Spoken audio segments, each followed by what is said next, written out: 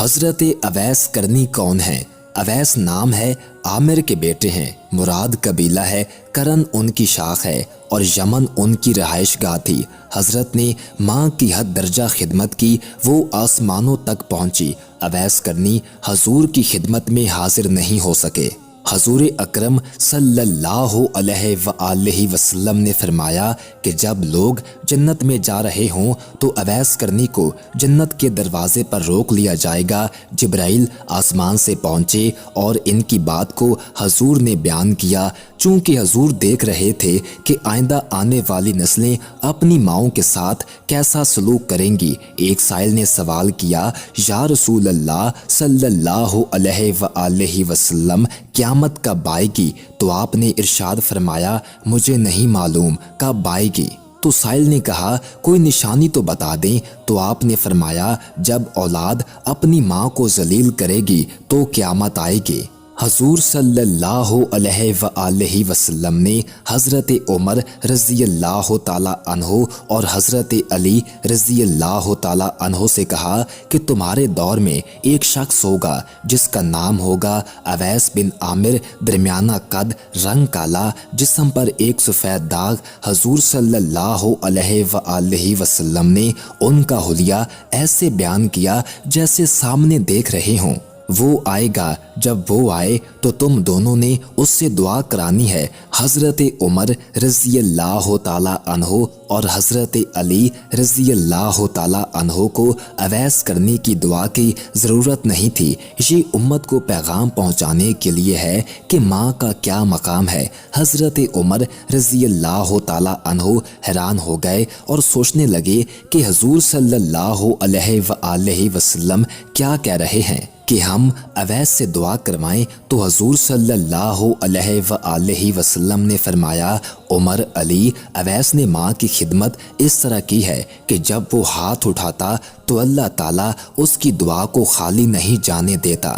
حضرت عمر رضی اللہ تعالی عنہ 10 سال خلیفہ رہے، 10 سال حج کیا، لیکن انہیں اویس نہ ملے۔ ایک دن سارے حاجیوں کو اکٹھا کر لیا اور کہا کہ تمام حاجی کھڑے ہو جاؤ۔ آپ کے حکم پر تمام حاجی کھڑے ہو گئے۔ پھر کہا کہ سب بیٹھ جاؤ، صرف یمن والے کھڑے رہو۔ تو سب بیٹھ گئے اور یمن والے کھڑے رہے۔ پھر کہا کہ یمن والے سارے بیٹھ جاؤ، صرف مراد قبیلہ کھڑا رہے۔ پھر کہا مراد والے سب بیٹھ جاؤ، صرف کرن والے کھڑے رہو۔ تو مراد قبیلے والے بیٹھ گئے، صرف ایک آدمی بچا اور حضرت عمر نے کہا کہ تم کرنی ہو؟ تو اس شخص نے کہا کہ ہاں میں کرنی ہوں۔ تو حضرت عمر نے کہا کہ اویس کو جانتے ہو؟ تو اس شخص نے کہا کہ ہاں جانتا ہوں، میرے بھائی کا بیٹا ہے، میرا سگا بھتیجا ہے، اس کا دماغ ٹھیک نہیں، آپ کیوں پوچھ رہے ہیں؟ تو حضرت عمر نے کہا کہ مجھے تو تیرا دماغ صحیح نہیں لگ رہا۔ آپ نے پوچھا کدھر ہے؟ تو اس نے کہا کہ آیا ہوا ہے۔ پوچھا کہاں گیا ہے؟ تو اس نے کہا کہ وہ عرفات گیا ہے اونٹ چرانے۔ آپ نے حضرت علی کو ساتھ لیا اور عرفات کی دوڑ لگا دی۔ جب وہاں پہنچے تو دیکھا کہ اویس کرنی درخت کے نیچے نماز پڑھ رہے ہیں اور اونٹ چاروں طرف چر رہے ہیں۔ یہ آ کر بیٹھ گئے اور اویس کرنی کی نماز ختم ہونے کا انتظار کرنے لگے۔ جب حضرت اویس نے محسوس کیا کہ 2 آدمی آ گئے تو انہوں نے نماز مختصر کر دی۔ سلام پھیرا تو حضرت عمر نے پوچھا کون ہو بھائی؟ تو کہا جی میں مزدور ہوں، اس سے خبر نہیں کہ یہ کون ہے۔ تو حضرت عمر نے کہا کہ تیرا نام کیا ہے؟ تو اویس کرنی نے کہا کہ میرا نام اللہ کا بندہ۔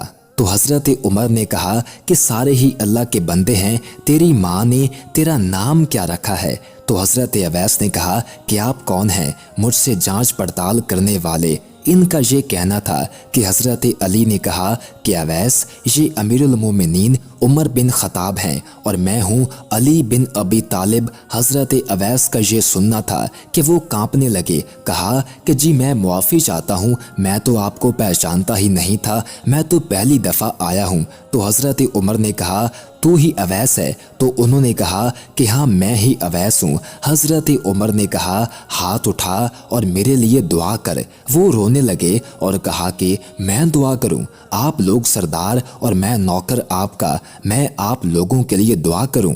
تو حضرت عمر نے کہا کہ ہاں اللہ کے نبی نے فرمایا تھا عمر اور علی جیسی ہستیوں کے لیے حضرت اویس کے ہاتھ اٹھوائے گئے، کس لیے؟ اس کے پیچھے جہاد نہیں، تبلیغ نہیں، تصوف نہیں، اس کے پیچھے ماں کی خدمت ہے۔ جب لوگ جنت میں جا رہے ہوں گے تو حضرت اویس کرنی بھی چلیں گے۔ اس وقت اللہ تعالیٰ فرمائیں گے کہ باقیوں کو جانے دو اور اویس کو روک لو۔ اس وقت حضرت اویس کرنی پریشان ہو جائیں گے اور کہیں گے کہ اے اللہ، آپ نے مجھے دروازے پر کیوں روک لیا؟ تو مجھ سے اس وقت اللہ تعالیٰ فرمائیں گے کہ پیچھے دیکھو۔ جب پیچھے دیکھیں گے تو پیچھے کروڑوں اربوں کی تعداد میں جہنمی کھڑے ہوں گے۔ تو اس وقت اللہ تعالیٰ فرمائے گا کہ اویس، تیری ایک نیکی نے مجھے بہت خوش کیا ہے۔ ماں کی خدمت، تو انگلی کا اشارہ کر، جدھر جدھر تیری انگلی پھرتی جائے گی میں تیرے طفیل ان کو جنت میں داخل کر دوں گا۔